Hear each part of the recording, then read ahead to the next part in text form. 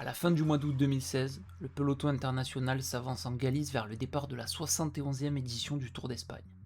Et après un mois de juillet écrasé par la domination méthodique de Chris Froome et de son redoutable Team Sky sur les routes du Tour, beaucoup d'observateurs craignent une Vuelta cadenassée. Mais pourtant, sous le soleil cuisant de la péninsule ibérique, l'atmosphère est électrique. Chris Froome veut lui réaliser le doublé historique Tour Vuelta, mais face à lui la concurrence a les dents longues. Tout d'abord le prodige colombien Nairo Quintana. Vexé lui par sa 3ème place sur la grande boucle, il est apparu impuissant. Le leader de la Movistar vient en Espagne avec une seule obsession, faire tomber le Britannique. Il pourra compter à ses côtés sur Alejandro Valverde, l'éternel prêt à jouer les électrons libres et les lieutenants de Quintana. Il comptera également sur le loup solitaire, le pistolero Alberto Contador. Privé du Tour de France sur chute, l'Espagnol n'a plus rien à perdre, il sait qu'il n'a plus les meilleures jambes de sa carrière, mais il possède l'instinct du tueur et le goût du chaos. Et ce que personne ne peut imaginer au départ de la province d'Ourens, c'est que cette Vuelta 2016 allait devenir l'une des éditions les plus folles et les plus passionnantes de la décennie. Un affrontement où la science des capteurs de puissance va se faire pulvériser par un coup de poker sur une étape pourtant anodine mais devenue mythique de 118 km, où le maillot rouge et le triple vainqueur de la Vuelta vont s'allier pour faire tomber le favori. Salut à toutes et à tous, c'est Alex, et bienvenue dans cette nouvelle vidéo. Aujourd'hui on va se replonger il y a 10 ans, en septembre 2016, dans une Vuelta qui est devenue mythique. On va parler de la guerre psychologique, des coups de Trafalgar, de la fameuse étape de Formigal qui a donné des sueurs froides à toute l'équipe Sky, de ce duel Froome-Quintana, de la bataille Alberto Contador-Esteban Chavez pour le podium, des nombreuses victoires françaises également, une Vuelta totalement folle. On revient sur cette édition 10 ans après. C'est parti pour cette nouvelle vidéo.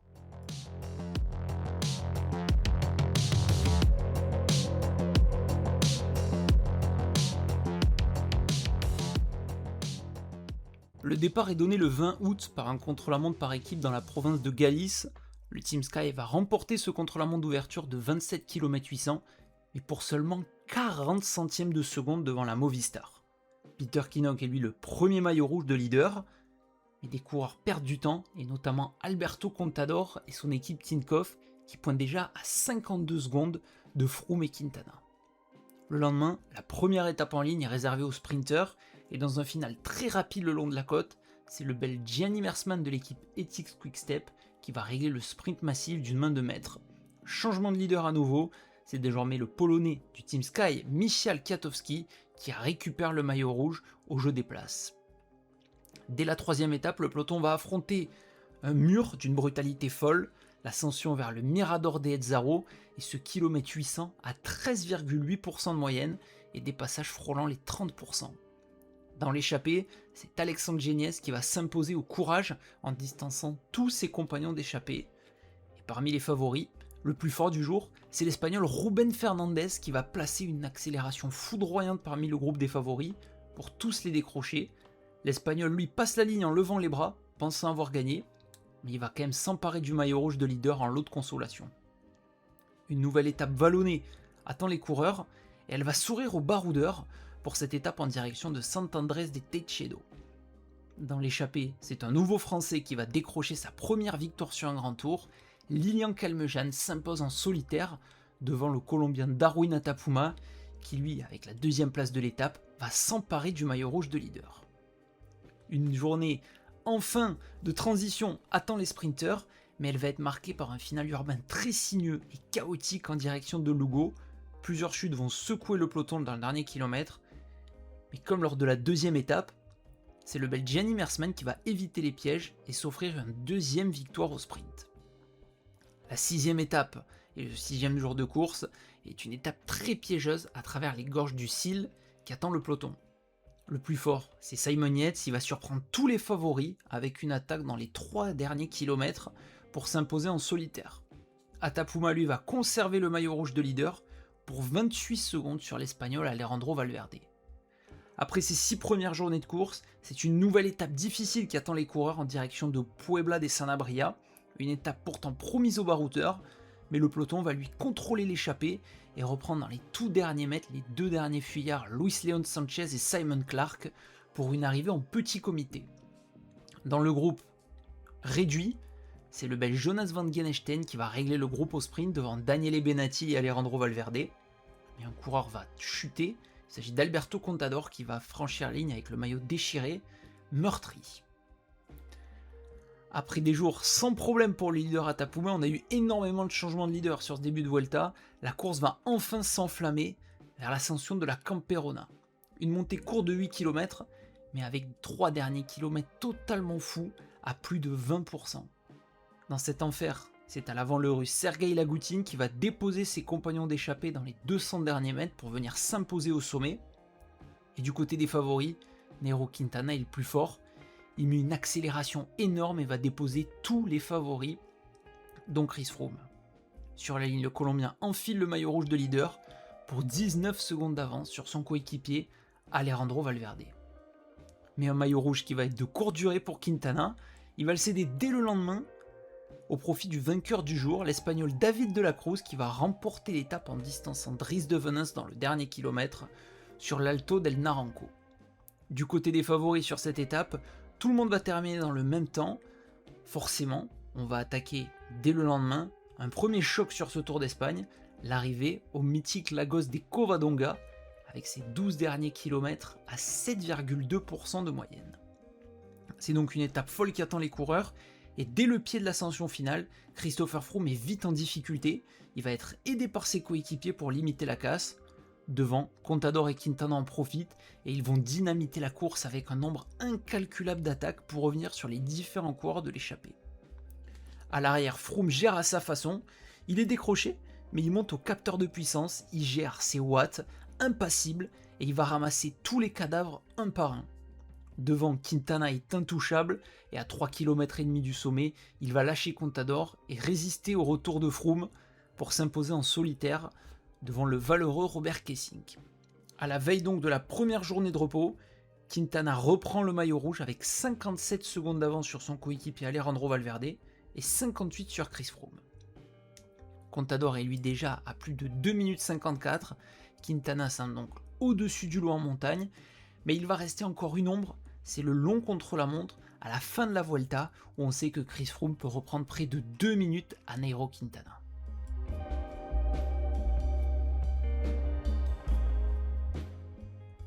Après une première journée de repos bien méritée, le peloton va donc prendre la direction de Peña Cabarga, avec une montée finale courte mais très raide. C'est logiquement les favoris qui vont vouloir se disputer la victoire d'étape.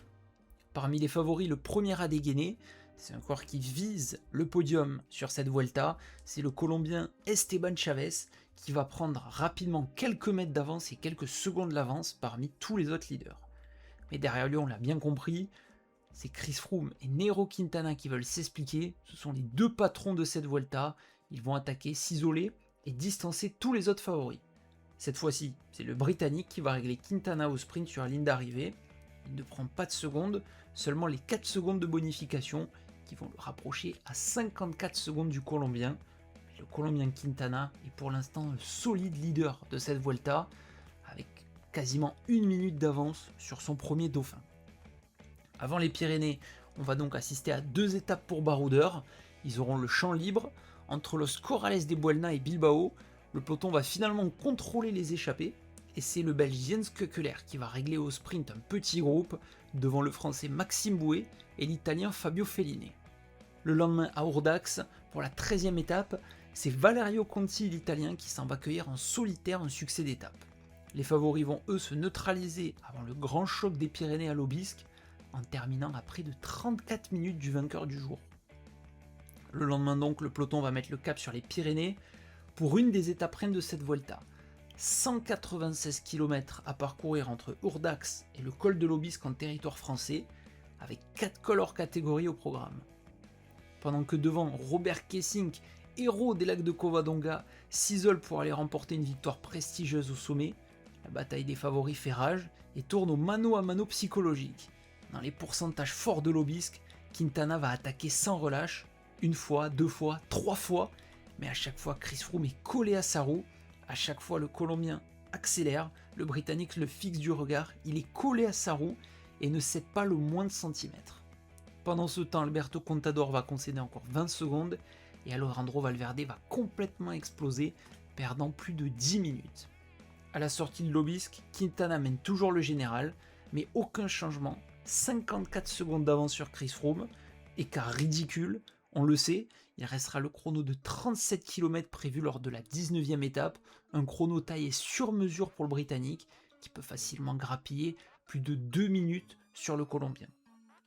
Quintana doit donc reprendre du temps s'il veut remporter son deuxième grand tour après le Giro 2 ans plus tôt.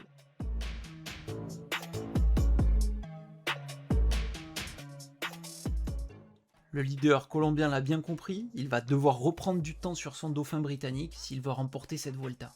Le dimanche 4 septembre 2016, sur la 15e étape pourtant sans difficulté, entre Sabiñánigo et la station d'Aramón Formigal, une étape qui ne paye pas de mine, c'est une étape très courte, 118 km, considérée presque comme une journée de transition, sans grande difficulté répertoriée, avant la journée de repos. Ce que la Sky ignore, c'est qu'Alberto Contador, lui, veut prendre sa revanche et a un petit goût de vengeance. Blessé dans son orgueil, l'Espagnol sait qu'il ne gagnera peut-être plus le général, mais il veut faire sauter la course. Le peloton est à peine chaud, le drapeau vient de s'abaisser, et dans un premier petit faux plat, Alberto Contador va déclencher une attaque au bout de seulement 3 km de course. Sur une portion descendante, c'est déjà parti en 1000 morceaux, le peloton explose, mais Nairo Quintana est malin et il a du pif, et il sait qu'il peut peut-être sauver sa Vuelta avec tout ça. Il va donc sauter très rapidement dans la roue du Pistolero, avec plusieurs coéquipiers de la Movistar, dont Ruben Fernandez, porteur du maillot de leader sur les premiers jours de course, avec également, parmi eux, une dizaine de coureurs. Derrière, c'est le chaos total. Chris Froome et son équipe Sky est piégé. Il a également d'autres coureurs piégés, Alejandro Valverde, on a également Esteban Chavez. C'est donc le Team Sky et également la formation de Chavez qui vont assumer et essayer de reprendre tout ça. Pendant près de 100 km, on va assister à une guerre psychologique et tactique. À l'avant, Contador et Quintana ainsi que leurs équipiers passent de forts relais. C'est une alliance entre ces deux coureurs qui veulent forcément distancer Froome et Quintana, lui, qui veut essayer de tuer le suspense pour le maillot rouge et reprendre le plus de temps possible. À l'arrière, Froome va rouler avec l'équipe Orica Bike Exchange, mais l'écart va vite monter 1-2 minutes et même parfois frôler les 3 minutes. Au pied de l'ascension finale, Quintana va se mettre en tête du groupe, il va faire exploser tout le monde, même Alberto Contador, et il va se retrouver seul avec l'Italien Gianluca Brambilla. Exténué après tout le travail qu'il a fourni, Quintana va s'incliner face à Brambilla qui s'en va remporter l'étape, mais Froome lui va franchir la ligne à près de 2 minutes 37 en 118 km, dans une étape pourtant anodine, mais on a vécu une folie furieuse. Quintana vient d'asséner le coup de grâce, il a désormais 3 minutes 37 au général, le coup parfait est peut-être joué, et la dernière semaine s'annonce totalement folle, avec un Froome qui ne pourra plus se cacher, et il ne pourra plus compter seulement sur le contre-la-montre, il va devoir se découvrir s'il veut décrocher le sacre.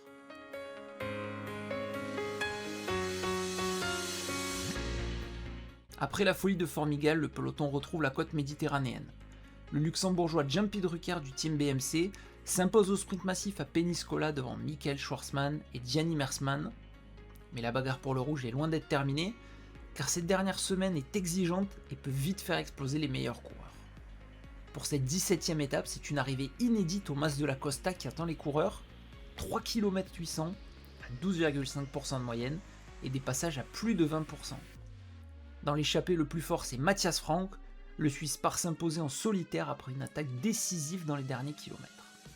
Derrière, c'est les 4 grands du général qui s'affrontent, Quintana, Froome, Contador, qui vont se livrer un combat énorme dans les derniers kilomètres, mais vont franchir la ligne ensemble dans la même seconde. Avant la dernière étape à Madrid, il y aura une nouvelle explication pour les sprinteurs à Gandia. L'échappée est logiquement contrôlée par les forces encore en présence, et le plus fort aujourd'hui, c'est le Danois Magnus Cort Nielsen qui va régler au sprint Nicky Assant et Jumpy Drucker. La place est donc faite pour l'affrontement final entre le leader Nairo Quintana et son dauphin à 3 minutes 37 Christopher Froome. Pour ce vendredi 9 septembre, c'est un contre-la-montre individuel de 37 km entre Xavia et Calpe qui attend les coureurs. C'est forcément le terrain de jeu idéal de Chris Froome. Le Britannique est un des meilleurs rouleurs du monde et il peut creuser des écarts énormes sur ce chrono. Dès le départ, Froome envoie tout ce qu'il a. Sur un braquet énorme, il réalise un effort incroyable. Il va même rattraper Chavez parti avant lui. et à l'arrivée, il remporte le chrono à plus de 47 km/h de moyenne. Il colle 2 minutes et 16 secondes à Nairo Quintana, l'écart va fondre au classement général, il ne lui reste plus que 1 minute et 21 secondes à reprendre.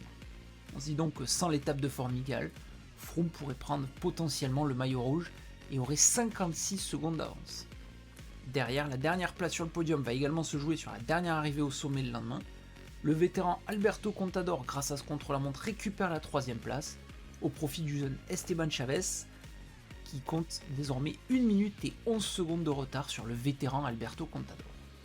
Il reste donc une ultime étape de montagne, 193 km vers l'Alto d'Aitena, à 24 heures de l'arrivée à Madrid. C'est une énorme étape de montagne, plus de 5000 mètres de dénivelé au programme, et une ascension finale de plus de 22 km qui attend les leaders. On se dit donc que le général est loin d'être figé d'avance, et tout peut encore se jouer. Mais alors que tout le monde attend un duel Quintana-Froome dans l'ascension finale, la course va exploser à 45 km de l'arrivée. Dans le Puerto de Tudons, c'est Esteban Chavez, 4ème du général, qui va attaquer avec l'aide de ses coéquipiers, présents notamment dans l'échappée matinale. Derrière, la Tinkoff est prise de court et Alberto Contador va se retrouver esselé et va être incapable de combler l'écart. À l'avant de la course, l'échappée va encore se jouer la victoire sur les pentes de l'Alto Aitena, et c'est le jeune français Pierre Latour qui va livrer un duel épique face au Colombien Darwin Atapuma dans les derniers kilomètres. Dans les 2 derniers kilomètres de course, sous une chaleur étouffante, les deux hommes vont se rendre coup pour coup, attaque, contre-attaque, et au final, Pierre Latour revient donne ses os dans les tout derniers mètres, il va puiser dans ses retranchements et va repousser Darwin Atapuma dans les tout derniers mètres de course pour décrocher son premier succès sur un grand tour. Du côté des favoris, Chris Froome tente le tout pour le tout, il accélère violemment à plusieurs reprises, mais à chaque attaque, le leader de la Movistar répond sans souci. Quintana, lui, sait qu'il ne suffit simplement de rester accroché à cette roue pour remporter la Vuelta. Et à 100 mètres de la ligne d'arrivée, Froome réalise qu'il ne pourra pas faire le miracle, le Britannique se relève et applaudit Nairo Quintana qui s'en va gagner sa Vuelta. Quintana passe donc la ligne le point levé, on sait donc que sauf accident le lendemain à Madrid, il sera le vainqueur de cette Vuelta. Derrière, le Colombien Esteban Chavez va lui récupérer la place d'Alberto Contador sur le podium, avec cette étape énorme. Il reste donc la dernière étape défilée vers la capitale espagnole, et comme à Gandia, c'est Magnus Cort Nielsen qui va s'offrir la victoire sur le circuit de Madrid. Nairo Quintana est sacré officiellement vainqueur de la Vuelta, avec 1 minute et 23 secondes sur Chris Froome, et 4 minutes 08 sur Esteban Chavez.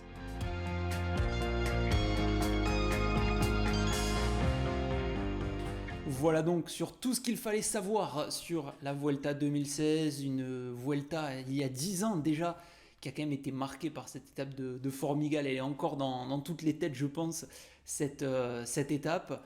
N'hésitez pas bien sûr à me faire savoir ce que vous pensez de cette vidéo. Juste avant de débriefer un petit peu cette Vuelta 2016 et de conclure, je voulais faire une petite aparté pour parler d'un projet qui est très intéressant, très important surtout. Vous allez avoir les liens en description, mais tout d'abord je vais vous en parler.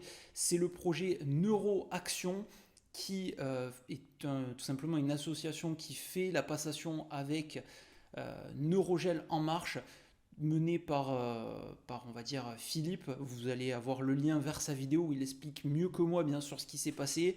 Mais voilà, pour faire la liaison avec la vidéo, Philippe a pratiqué le cyclisme pendant de nombreuses années. Et en 2016, il a eu une chute qui l'a rendu paraplégique. Donc il a monté cette association pour justement récolter des fonds avec la recherche menée depuis plusieurs années par Neurogel en marche, qui permet de financer des tests et des chances éventuellement pour tous les patients qui sont atteints par cette pathologie, qui sont paraplégiques suite à des chutes, des accidents, etc. De pouvoir remarcher, et ça permet de financer un petit peu toute cette partie-là qui coûte forcément très cher au niveau de la recherche.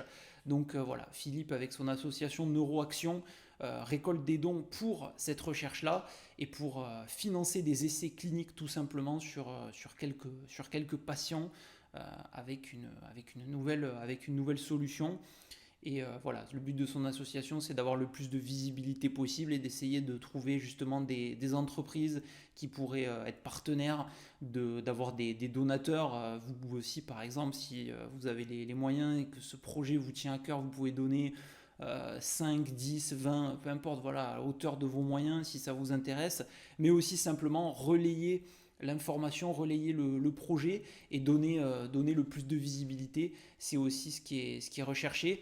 Vous avez un lien vers la vidéo de Philippe qui explique un petit peu voilà, tout le projet et son parcours un petit peu aussi rapidement. Et vous avez le site vers la page de l'association. Donc voilà, vous avez tous les détails et ça sera beaucoup plus simple pour vous à comprendre. Donc voilà, je tenais à en parler. C'est important de parler de projets comme ça qui peuvent nous toucher à tous à n'importe quel moment.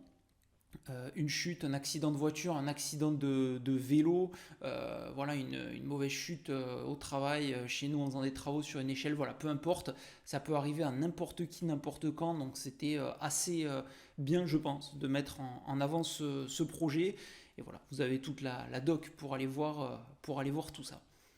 Après cette petite aparté, donc on revient au centre de la vidéo, Vuelta 2016, édition que j'ai choisie parce que c'était pour marquer les 10 ans. On est sur ce début de Vuelta et c'était une édition qui m'a vraiment marqué. C'était, on va dire, l'époque Sky où il y avait cette ultra domination avec une équipe Sky qui était vraiment très forte, notamment sur le Tour en 2016, ça a été très très solide autour de Froome. Pas été très inquiété, même s'il y avait eu la chute sur la dernière étape où Romain Bardet attaque et prend le podium. Mais voilà, un Quintana moins offensif que les années précédentes, un Contador éliminé très tôt. Donc voilà, deux coureurs au final qui reviennent avec pas mal de revanche sur les routes de la Vuelta. Enfin, c'est un Chris Froome qu'on passait intouchable et ça avait commencé d'entrée avec ce chrono par équipe totalement fou avec de tout petits écarts. Et derrière, on a eu une édition hyper intéressante. Pour nous, Français, pas mal de victoires.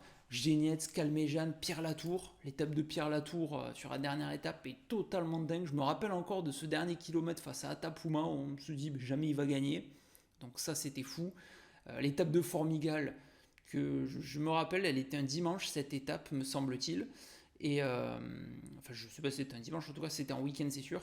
Et je me rappelle, je me suis dit, bon, c'est une étape pas exceptionnelle, on va jouer à PCM à côté, tout ça.